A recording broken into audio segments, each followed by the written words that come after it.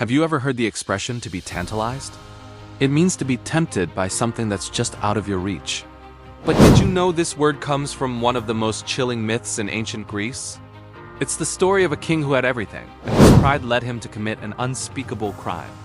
Long before heroes like Hercules, there lived a king named Tantalus. He wasn't just wealthy or powerful. He was a favorite of the gods. Imagine that. He was invited to Mount Olympus, where he dined with Zeus himself, drank the nectar of the gods, and heard secrets meant only for immortals. To the rest of the world, Tantalus was living a dream. But inside his heart, a dark and dangerous thought began to grow. He started to doubt the gods. If they're truly all-knowing, he wondered, then they should be able to see through any deception, right? So he decided to test them. Not with a riddle, but with a betrayal so monstrous, it's hard to even imagine. Tantalus invited the gods to a magnificent feast at his palace. The finest decorations, the best music, everything was perfect. Then the main course was served. Tantalus watched the gods with a twisted sense of curiosity. Would they figure out his terrible secret? Because, unbeknownst to them, the king had committed the ultimate horror.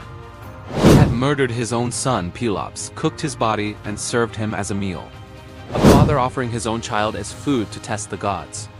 As the dish was presented, an immediate silence fell over the hall. The gods instantly knew something was deeply wrong. They recoiled in disgust and horror. All of them, that is, except one.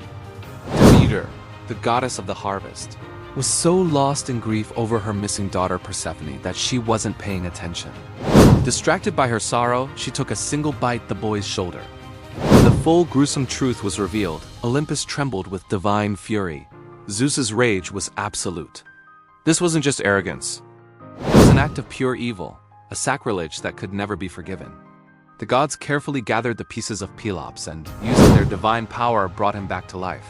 To replace the part Demeter had eaten, they fashioned him a new shoulder made of gleaming, polished ivory. Pelops would live again, but his father's fate was sealed. There would be no quick end for Tantalus. Zeus condemned him to Tartarus, the deepest, darkest pit of the underworld, reserved for the greatest enemies of the gods. And there, his punishment was designed to be as cruel as his crime. Tantalus was forced to stand in a pool of crystal-clear water, forever parched with a burning thirst. But every single time he bent down to take a sip, the water would drain away, just beyond his lips.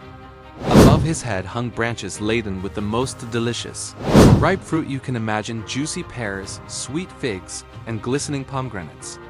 He was starving, his hunger a constant, gnawing pain. But whenever he reached up to grab a piece of fruit, a gust of wind would blow the branches just out of his grasp. Forever thirsty, forever hungry, surrounded by everything he desperately needed, yet able to have none of it.